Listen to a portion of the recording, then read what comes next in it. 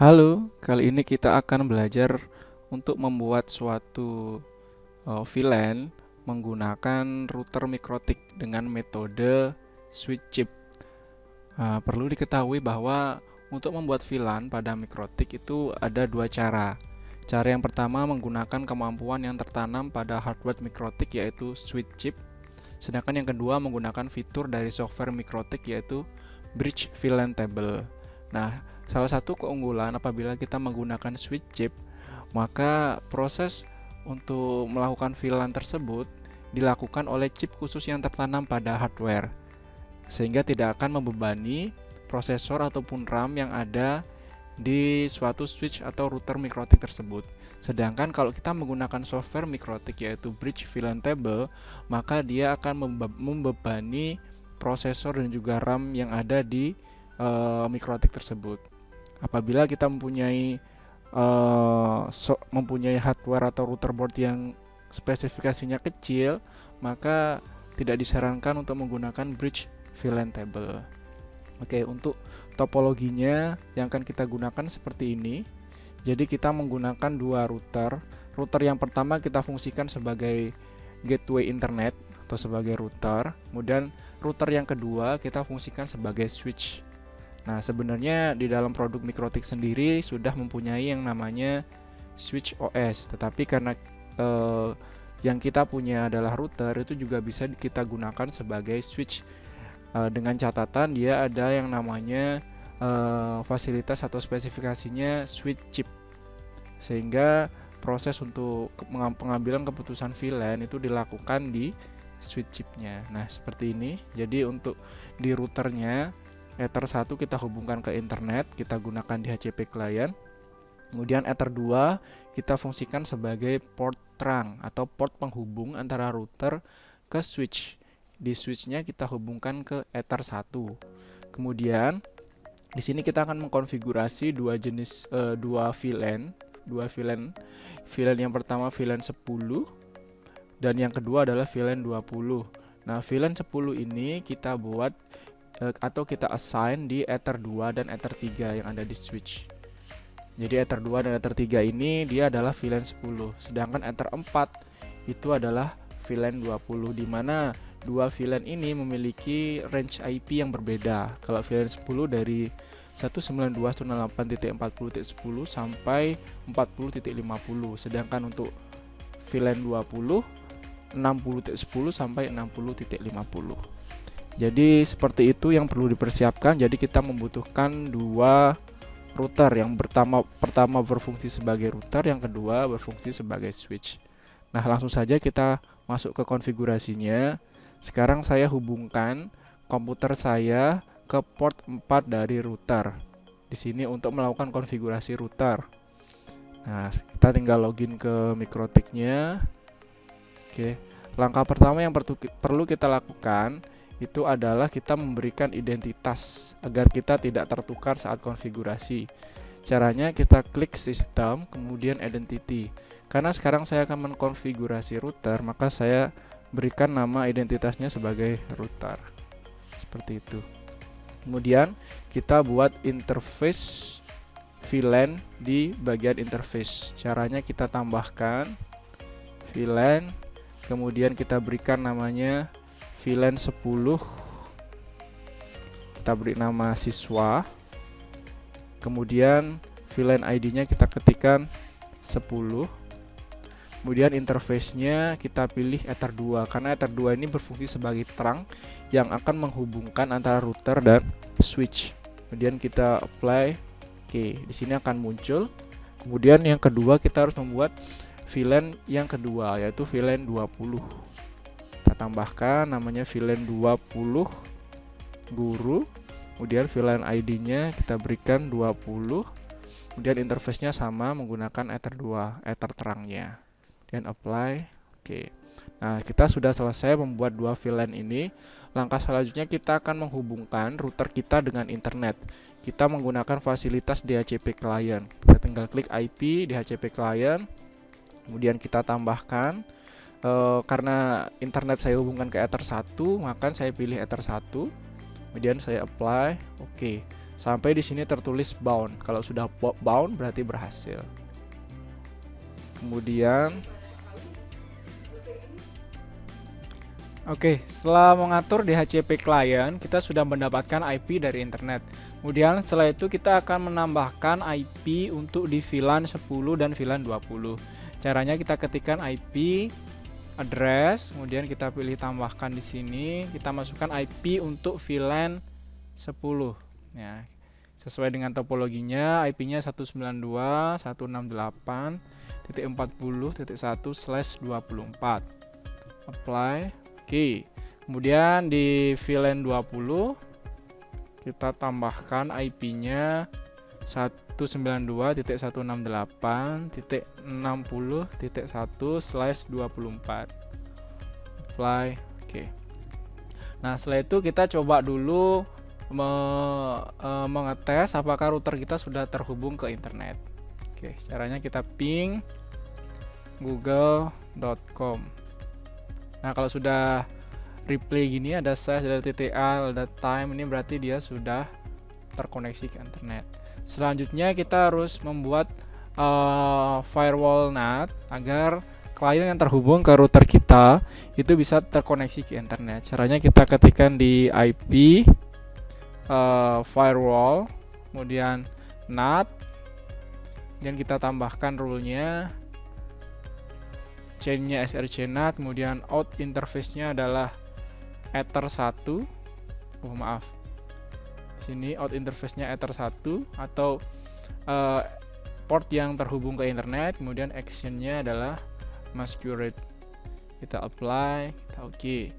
Kemudian langkah selanjutnya kita akan membuat DHCP server untuk VLAN 10 dan VLAN 20. Jadi caranya kita buat di sini, kemudian DHCP setup.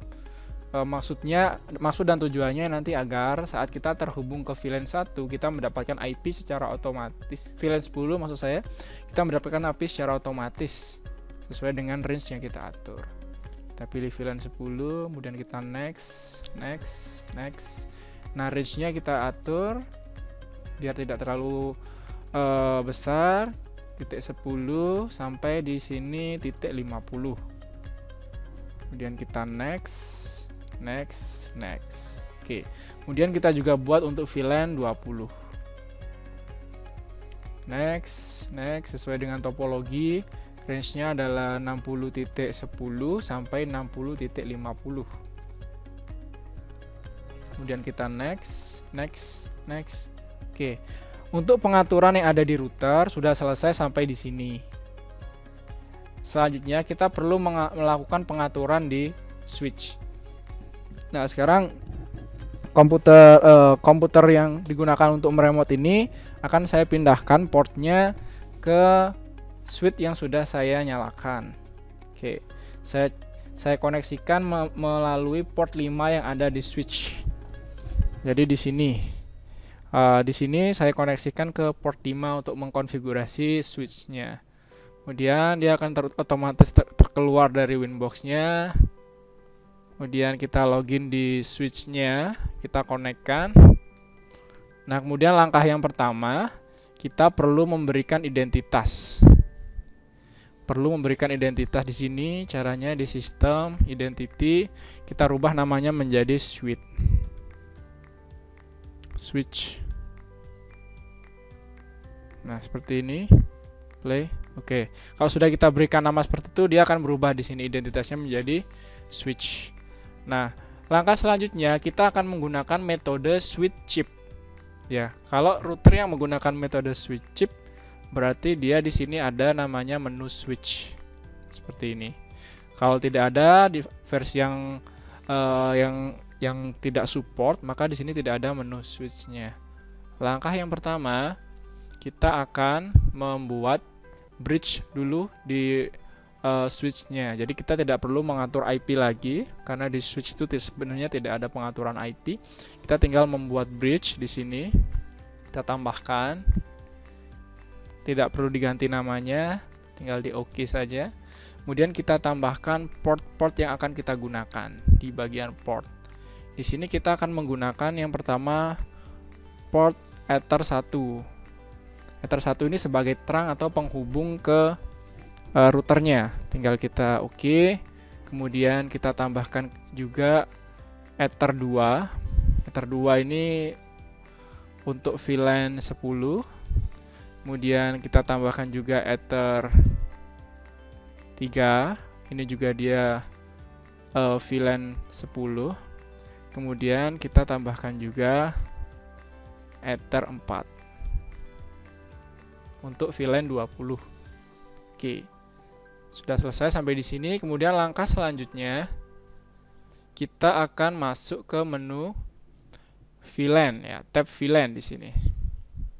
Kita masuk ke switch, kemudian kita pilih VLAN di sini ya. Setelah itu kita daftarkan VLAN yang akan kita buat. Kita tambahkan, kemudian VLAN ID 10. Itu port yang dipakai itu adalah Ether 1 sebagai trunk linknya, kemudian Ether 2 sebagai VLAN aksesnya untuk VLAN 10, kemudian Ether 3 untuk VLAN ID 10. Dan kita oke. Kemudian selanjutnya kita akan mendaftarkan VLAN 20. ID-nya 20, kemudian portnya untuk trunk linknya tetap kita daftarkan Ether 1, kemudian untuk akses linknya kita daftarkan yang Ether 4. Apply. Oke.